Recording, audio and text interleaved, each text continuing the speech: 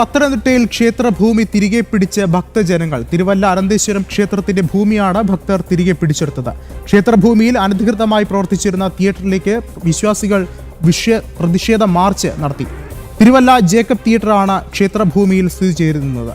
ക്ഷേത്രഭൂമിയിൽ ഭക്തർ കാവിക്കൊടി നാട്ടി പ്രതിഷേധം അറിയിക്കുകയായിരുന്നു. കൂടുതൽ വിവരങ്ങളുമായി ഗോകുൽ രമേശ് ചേരുന്നുണ്ട്. ഗോകുൽ, എന്തായാലും നിർണായകമായ പ്രതിഷേധം അത് ഫലം കണ്ടിരിക്കുകയാണ്. വിശ്വാസികൾ അത്രത്തോളം ശക്തമായ ഒരു പ്രക്ഷോഭം തന്നെയാണ് അവിടെ നടത്തിയത്. എന്തൊക്കെയാണ് മറ്റു വിവരങ്ങൾ?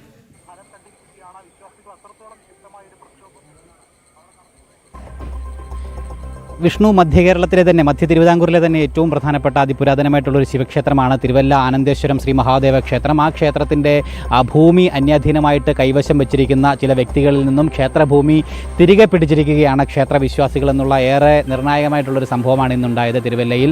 പ്രത്യേകിച്ച് 1978 ഈ ക്ഷേത്രത്തിൻ്റെ പടിഞ്ഞാറ് ഭാഗത്തുള്ള 36 സെൻറ്റ് ഭൂമി തിയേറ്റർ നടത്തിപ്പിന് വേണ്ടിയിട്ട് പാട്ടക്കരാർ വ്യവസ്ഥയിൽ തോമസ് വർഗീസ് എന്ന് പറയുന്ന 2 പേർക്ക് ക്ഷേത്രം ഭാരവാഹികൾ നൽകുകയുണ്ടായത്. 25 വർഷത്തേക്കായിരുന്നു പാട്ടക്കരാറ്. പ്രതിമാസം 200 രൂപ മാത്രം തറവാടകയ്ക്കായിരുന്നു പാട്ടക്കരാർ ഉണ്ടായിരുന്നത്. പിന്നീട് ഈ കാലാവധി കഴിഞ്ഞിട്ടും ഈ ഭൂമി ഈ തിയേറ്റർ ഉടമകൾ കൈവശം വെച്ച് പോരുകയായിരുന്നു.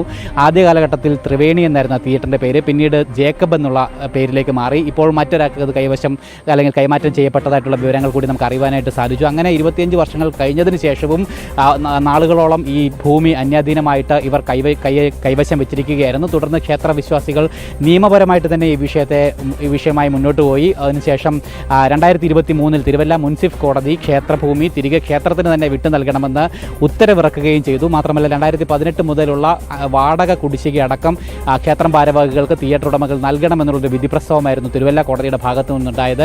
കോടതി വിധി ഉണ്ടായി 3 വർഷം കഴിഞ്ഞിട്ടും അതേ മുൻ നിലപാടിൽ തന്നെ തിയേറ്റർ ഉടമകൾ തുടരുകയായിരുന്നു. അതായത് ഭൂമി തിരികെ നൽകുവാനായിട്ട് അവർ മനസ്സ് കാണിച്ചില്ല, തയ്യാറായിരുന്നില്ല. ഇതിനെ തുടർന്നാണ് ക്ഷേത്രവിശ്വാസികൾ സംഗമിക്കുകയും വലിയ പ്രതിഷേധം നടത്തണം, ക്ഷേത്രഭൂമി തിരിച്ചെടുക്കുന്നതിന് വേണ്ടിയിട്ടുള്ള ശ്രമങ്ങൾ നടത്തണം. എന്തായാലും തുടരുക. ഇപ്പോൾ വിശ്വ ഹിന്ദു പരിഷത്ത് സംസ്ഥാന ജനറൽ സെക്രട്ടറി അഡ്വക്കേറ്റ് അനിൽ വിളയിൽ നമ്മോടൊപ്പം ചേരുകയാണ്. ശ്രീ അനിൽ വിളയിൽ, എന്തായാലും ഈ ഒരു പ്രതിഷേധം ഇവിടെ പത്തനംതിട്ട തിരുവല്ലയിൽ മാത്രം ഒതുങ്ങുന്നതല്ല. സംസ്ഥാനത്തുടനീളം വിവിധ ക്ഷേത്രഭൂമികൾ അനധികൃതമായി കയ്യേറിയ വിഷയങ്ങളുണ്ട്. അവിടെയൊക്കെ തന്നെയും പ്രതിഷേധം അലയടിക്കുമെന്നല്ലേ നമ്മൾ കരുതേണ്ടത്?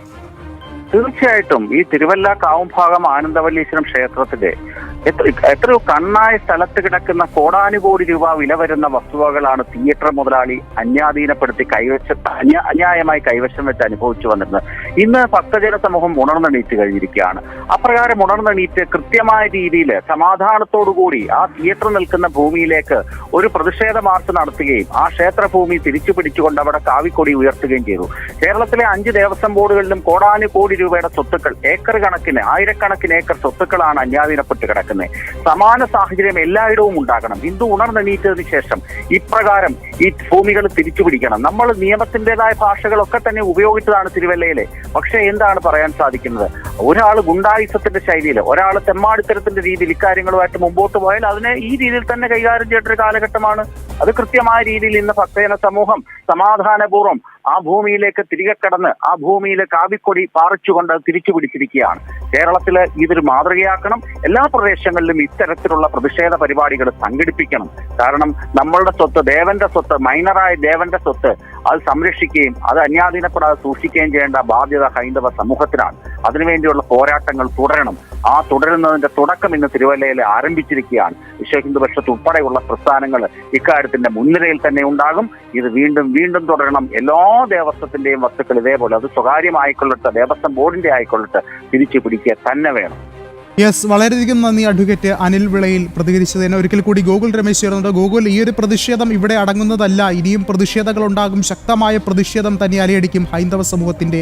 പ്രത്യേകിച്ചും എടുത്തു പറയേണ്ടത്, ഇവിടെ ഈ ഒരു ക്ഷേത്രം അതിപുരാതനമായ ക്ഷേത്രത്തിന്റെ ഭൂമിയാണ് ഇത്തരത്തിൽ അന്യാധീനപ്പെടുത്താനായി ശ്രമം ഉണ്ടായത്, അല്ലെങ്കിൽ അനധികൃതമായ ഒരു കയ്യേറ്റം ഉണ്ടായത്. അങ്ങനെയെങ്കിൽ ഈ ജില്ലയിലും മറ്റ് ഇത്തരം ഭൂമികൾ ഇനിയുമുണ്ട്. ക്ഷേത്രഭൂമികളൊക്കെ തന്നെയും സംരക്ഷിക്കപ്പെടേണ്ടതാണ്. ഇവിടെ ഏറ്റവും ശ്രദ്ധേയമായ കാര്യം, ഇത്രയും കാലം എന്തുകൊണ്ട് ഇതൊന്നും പുറത്താരും അറിഞ്ഞില്ല എന്നുള്ളൊരു കാര്യം ബാക്കിയാവുകയാണ്. മാറി മാറി ഭരിച്ച സർക്കാരുകൾ പോലും ഇതിന് കുട പിടിക്കുന്നു എന്ന് വേണ്ടേ പറയാൻ?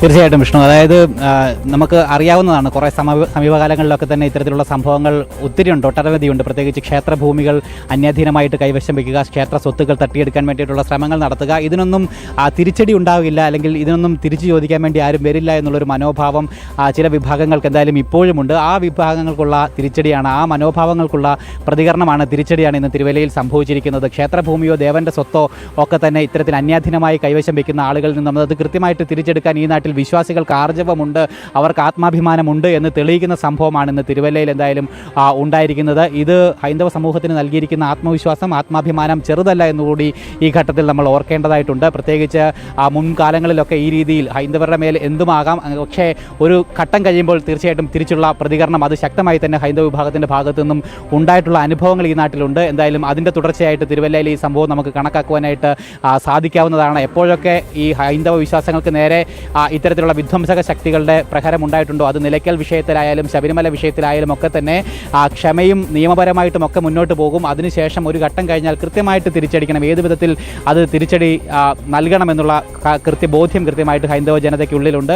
എന്തായാലും ഈ തിരുവല്ല അനന്തേശ്വരം മഹാദേവ ക്ഷേത്രത്തിൻ്റെ ക്ഷേത്രഭൂമി സംബന്ധിച്ചും ആ രീതിയിൽ തന്നെയാണ് ഹൈന്ദവ വിശ്വാസികൾ പ്രതികരിച്ചിരിക്കുന്നത്. ആദ്യഘട്ടത്തിൽ നിയമപരമായി പോയി, അതിനുശേഷം പലവിധ ചർച്ചകൾക്കൊടുവിലാണ് ഈ രീതിയിൽ എന്തായാലും ആ മനോഭാവത്തിൽ നിന്ന്, അല്ലെങ്കിൽ ക്ഷേത്രഭൂമി വിട്ടു നൽകാൻ ഉടമകൾ തയ്യാറാകില്ല എന്നുള്ള നിലപാട് തുറന്നതോടുകൂടി തന്നെയാണ് വിശ്വാസികൾ സംഗമിച്ചുകൊണ്ട് ആ ഭൂമിയിലേക്ക് പ്രതിഷേധ മാർച്ച് നടത്തുകയും അവിടെ കാവി പതാക നാട്ടി ആ ഭൂമി പിടിച്ചെടുത്തിരിക്കുന്നതായിട്ട് പ്രഖ്യാപിക്കുകയും ചെയ്തിരിക്കുന്നത്, പരസ്യമായിട്ട് പ്രഖ്യാപിക്കുകയും ചെയ്തിരിക്കുന്ന സംഭവം ഉണ്ടായിരിക്കുന്നത്. എന്തായാലും ഈ സമീപകാലത്തൊന്നും ഈ രീതിയിലുള്ളൊരു വലിയ പ്രക്ഷോഭം ഹൈന്ദവ വിശ്വാസികൾക്കിടയിൽ ഉണ്ടായിട്ടില്ല. എന്തായാലും ഈ സംഭവം അതിനൊരു തുടക്കമാകും. ഈ രീതിയിൽ അന്യാധീനമായിട്ട് ക്ഷേത്രഭൂമിയും ക്ഷേത്രസ്വത്തും കൈവശം വെച്ചിരിക്കുന്നവർക്ക് ഇതൊരു താക്കീതായിട്ട് കൂടി തിരുവല്ലയിലെ സംഭവം മാറിയിരിക്കുകയാണ് വിഷ്ണു. ശരി, ഗൂഗിളാണ് വിശദമായ റിപ്പോർട്ടുകൾ നൽകിയത്.